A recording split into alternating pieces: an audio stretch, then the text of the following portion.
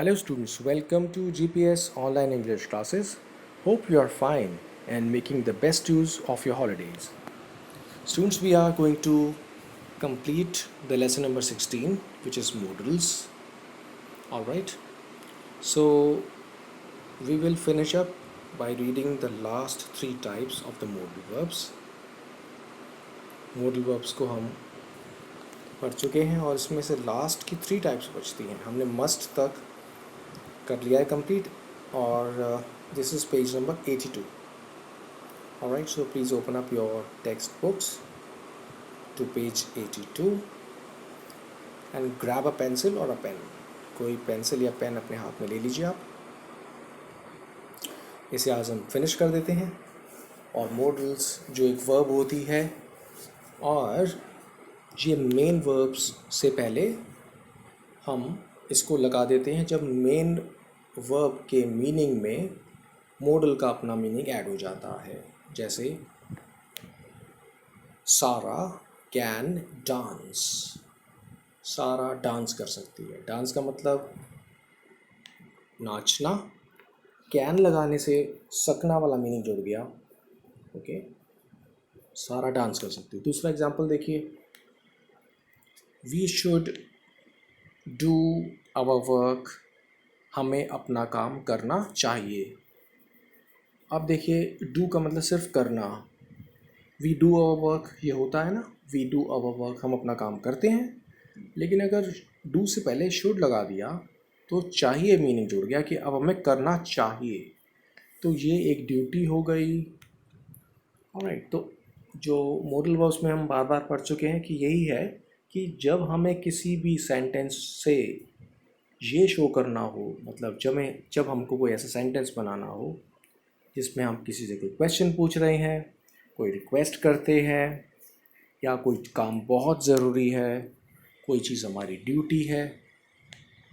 Alright, तो वो हम मॉडल से शो कर सकते हैं. हम अपनी पावर को या अपनी एबिलिटी को भी मॉडल से शो करते हैं.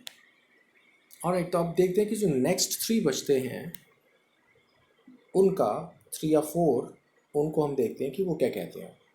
So I hope you are ready now. Alright, so let's start. This one is ought to. ये अकेला नहीं है, ये दो हैं, मतलब दो वर्ड्स इकट्ठे हैं और ऑट के बाद ब्रैकेट में टू लिखा हुआ है. What does it mean? इसका मतलब क्या है कि ऑट के साथ टू ज़रूर आएगा. जैसे शुड और विल अकेले आते थे, ऑट के साथ टू ज़रूर आएगा. देखते हैं मीनिंग क्या है. टू एक्सप्रेस मोरल बाइंडिंग, मतलब कोई चीज़ ऐसी हो जो कि अच्छे या बुरी पहचान कराती हो कि चीज़ अच्छी होती है, ऐसा नहीं करना बुरा होता है. तो वो मॉरल, ठीक है, मॉरल बाइंडिंग आ जाती है. जैसे one ought to do one's duty towards the nation, मतलब अपने देश के लिए कोई कर्तव्य करना ये एक अच्छी चीज़ है ना. तो इसलिए हम ऑट टू डू लगा रहे हैं. इसमें हमें करना चाहिए. ऑट टू लगाने का मतलब इस बात से ये क्लियर हो गया कि हम ये कहना चाह रहे हैं कि ये हमारी नैतिक कर्तव्य है. नैतिक का मतलब वही होता है कि हम किसी चीज़ को ये पहचान करते हैं कि ये हमारा फ़र्ज़ है ऐसा करना. ऑलराइट, अच्छा होता है ऐसा करना, बिना पूछे कर देना चाहिए. मॉरल बाइंडिंग हो गया. दूसरा मीनिंग, टू एक्सप्रेस एडवाइस. किसी को अगर हमें सलाह देनी है तो देखते हैं क्या कहते हैं. You ought to go for morning वॉक्स.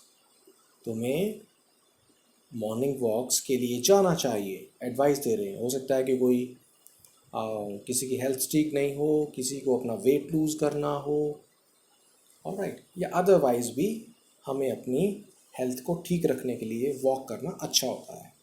तो you ought to go for morning walks. जैसे हम कह सकते हैं you ought to revise before the exams. तुम्हें एग्ज़ाम से पहले रिवाइज करना चाहिए. तो ऑट टू के बाद फर्स्ट फॉर्म आ गई. मॉडल्स के बाद वर्ब की फर्स्ट फॉर्म ही यूज़ की जाती है. Alright, next, indicate something that was wrong. ये बताना कि कोई काम जो किया गया है वो गलत था. देखिए, example, Sujata ought to have been more careful while cooking. हमने बोला कि सुजाता को कुकिंग करते समय ज़्यादा ध्यान रखना चाहिए था। अब ये सेंटेंस हमें कब बोलना पड़ रहा है? जब उसने कुकिंग की और कुछ गड़बड़ हो गई। ऑलराइट, इस तरीके से कि जैसे हम कहते तुमको अपना टाइम पर फिनिश कर लेना चाहिए था। ऑलराइट, तुमको देखकर भागना चाहिए था। उस तरीके की चीज़ की कोई चीज़ गलत हुई हो पास्ट में तो ought to मॉडल वर्ब हो गई, जैसे will और can की जैसे। उसके बाद have और been लगा दिया गया है। ये पैसिव वॉइस के अंदर आता है, इसको हम आगे जाकर पढ़ेंगे लेसन में। आप फिलहाल ये समझ लीजिए, उसे ज़्यादा ध्यान रखना चाहिए था खाना बनाते समय, ये आप लिख लीजिए। ऑलराइट, तो ought to का जो यहाँ पर यूज़ है वो ख़त्म हुआ। Let's move to the next one which is number 6, need. ये भी बहुत यूज़फुल है और बहुत अच्छा है। नीड का मतलब ज़रूरत या ज़रूरत होना। नाउन भी है और एक वर्ब भी है। ये कैसे यूज़ करते हैं? Used in negative statements. जब हम नॉट वाले स्टेटमेंट्स को बोलने की ज़रूरत पड़ती है तो हम देखिए कैसे यूज़ करते हैं इसको। Example, you need not shout. तुम्हें चिल्लाने की ज़रूरत नहीं है। ओके, फर्स्ट फॉर्म लग रही है, सब्जेक्ट के बाद फर्स्ट फॉर्म। यू क्योंकि प्लूरल है तो इसलिए फर्स्ट फॉर्म हम ऐसे ही विदाउट एनी चेंज यूज़ करेंगे। Plural subject, plural verb. You need not shout, तुम्हें चिल्लाने की ज़रूरत नहीं। I can hear you clearly, मैं तुम्हें बहुत ध्यान से सुन सकता हूँ, बहुत साफ सुन सकता हूँ। तो हम किसी को मना कर रहे हैं भी चिल्लाओ नहीं। Alright, you need not run outside, तुम्हें बाहर जाने की ज़रूरत नहीं है। ओके, और देखिए in the interrogative statements, question वाले वर्ड जब आपको बोलने हैं, कैसे?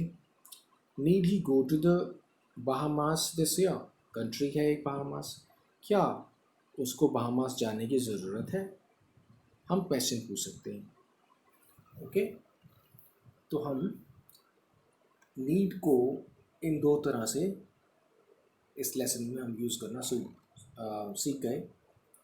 और अगर हम नॉट ना बोले तो हम वैसे भी कह सकते हैं, you need to complete your work.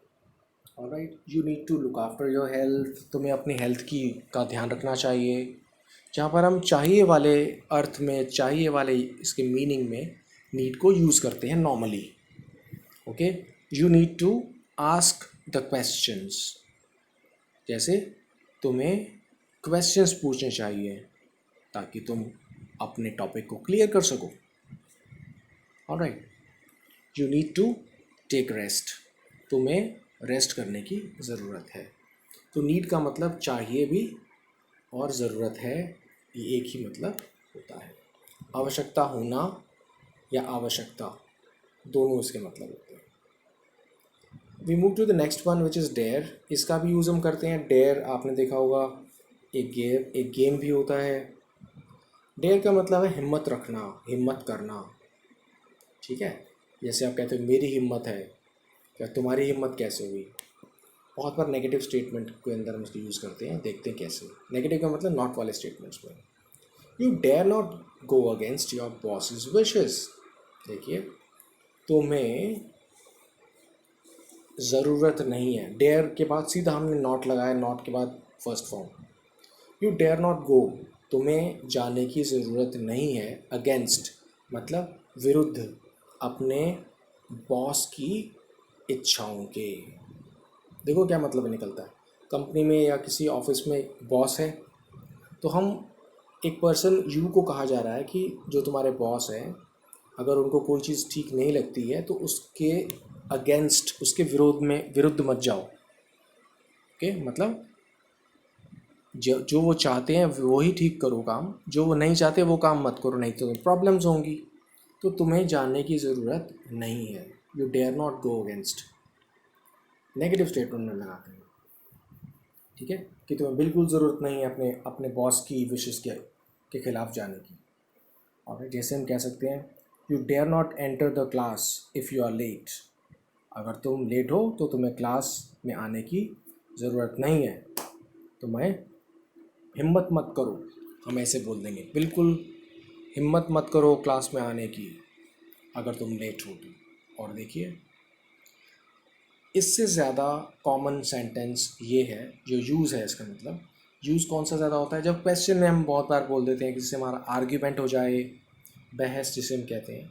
How dare she shout at me, उसकी हिम्मत कैसे हुई मुझ पर चिल्लाने की। तो देखिए, हाउ के बाद डेयर लगाया, डेयर के बाद सब्जेक्ट आ गया और फर्स्ट फॉर्म आ गई। बहुत बार आप सुनते हैं और कहते भी हैं ना, how dare you take my pen, तुमने मेरे पेन को लेने की हिम्मत कैसे की। Alright, how dare you touch my notebook, आपने मेरी नोटबुक को छूने की कोशिश कैसे की। ऐसे स्टेटमेंट्स भी बहुत बार हमने सुने और पढ़े होंगे। ऑलराइट, तो मोडल वर्ब के बाद सब्जेक्ट आए, क्योंकि क्वेश्चन बना रहे हैं हम, तो हाउ डेयर लगेगा। उसके बाद सब्जेक्ट आ जाएगा, सिमिलर सब्जेक्ट है तब भी हम वर्ब की फर्स्ट फॉर्म ही लगाएंगे। मॉडल्स के बाद फर्स्ट फॉर्म ही आती है, हम पढ़ चुके हैं पहले भी। How dare she shout, how dare you shout, how dare you come inside, तुम अंदर कैसे आ गए। तो ऐसे सेंटेंसेस बहुत इजी हैं, अच्छे भी हैं यूज़ करने में, हमें यूज़ करना चाहिए, चाहे हम पहले खेल खेल में यूज़ कर लें और उसके बाद हमें बोलने भी सिचुएशन के अकॉर्डिंगली आ जाएंगे। जब वक्त पड़ेगा तो फिर ये सेंटेंस ज़रूर याद आएगा। ऑलराइट, चलिए नेक्स्ट इज़ यूज्ड टू। अब जैसे ऑट टू आया था, ऐसे यूज्ड टू आया, ये भी बहुत यूज़फुल है। पहली चीज़ समझने की क्या है, यूज्ड टू का हम कब यूज़ करते हैं, उन बातों को कहने के लिए जो कि पहले होती थी अब नहीं हम करते। जैसे आप बोलें, जब मैं बहुत छोटा था, या जब मैं बहुत छोटी थी तो मैं डॉल से खेलती थी। ऑलराइट, या मैं टॉय से खेलता था जब मैं बहुत छोटा था। अब आप बड़े हो गए, अब आप डॉल से नहीं खेलते, अब आप टॉय से नहीं खेलते, तो जो पहले होता था वो अब नहीं। जैसे आप कह सकते हैं, आप कह सकते हैं कि पहले मैं जयपुर में रहता था, पहले मैं शिमला में रहती थी, अब नहीं रहती, अब मैं दिल्ली में रहती हूँ, हरियाणा में रहती हूँ, या किसी और प्लेस पर। ऑलराइट, तो यूज्ड टू के बाद फिर वर्ब की फर्स्ट फॉर्म देखते हैं पहला use.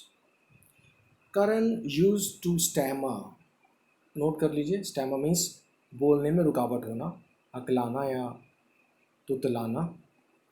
Okay, Karan used to stammer, Karan बोलते समय अटकता था। When he was a child, जब वो एक बच्चा था। इसका मतलब अब वो नहीं अटकता, वो साफ बोलता है। ऑलराइट, तो देखना क्लास में कौन सा बच्चा है जो कि स्टैमर करता है, तुतलाता है। ऑलराइट, फाइन, तो पहले करता था वो, अब नहीं करता था, अब नहीं करता है। नेक्स्ट देखिए, इसमें और नहीं है तो मैं आपको एक और बता देता हूँ। जैसे अपने था,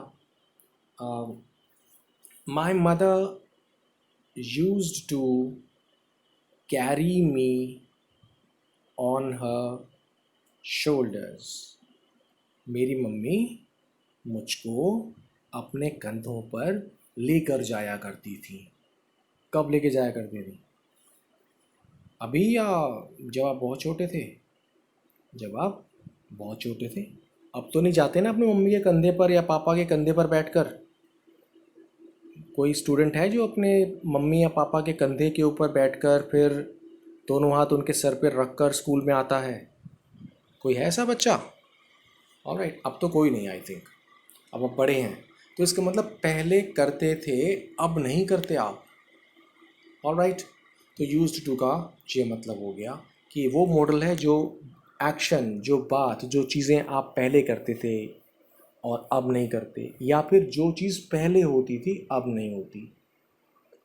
ऑलराइट, वो भी हो सकता है जो चीज़ पहले होती थी अब नहीं होती। जैसे मैं आपको एग्जांपल देता हूँ, most of the people used to have landline phones, ज़्यादातर लोग पहले लैंडलाइन फ़ोन्स रखते थे। जैसे अब तो मोबाइल फ़ोन होते हैं, एक लैंडलाइन फ़ोन भी होता है, आप समझते हो। जैसे इलेक्ट्रिसिटी की तारों के थ्रू कनेक्शन आता है ना बिजली का, ऐसे ही पहले फ़ोन्स की लाइंस हुआ करती थी। लैंडलाइन फ़ोन आप अच्छी तरह से जानते होंगे, गूगल कर लेना जिनको नहीं पता। तो हम इसको ऐसे भी बोल सकते हैं। ऑलराइट, तो हमने इन तीनों को आज पढ़कर we have finished up this lesson. और इसी तरह से इसके कुछ क्वेश्चंस होंगे जो कि ब्रैकेट में आपको चॉइस दी हुई है। आप एक बार रिवाइज करना लेसन को पढ़कर, फिर उसके बाद इन क्वेश्चंस के आंसर देने की कोशिश करना। ऑलराइट, कैन, वॉज, वर, ये सारे हम इनको पढ़ चुके हैं, बस आप इनको रिवाइज करने के बाद ही भरना। Alright, so I will catch you later on, और उसके बाद हम देखते हैं कि हम नेक्स्ट टाइम क्या करेंगे। So till then, you take care of yourself. Thank you so very much.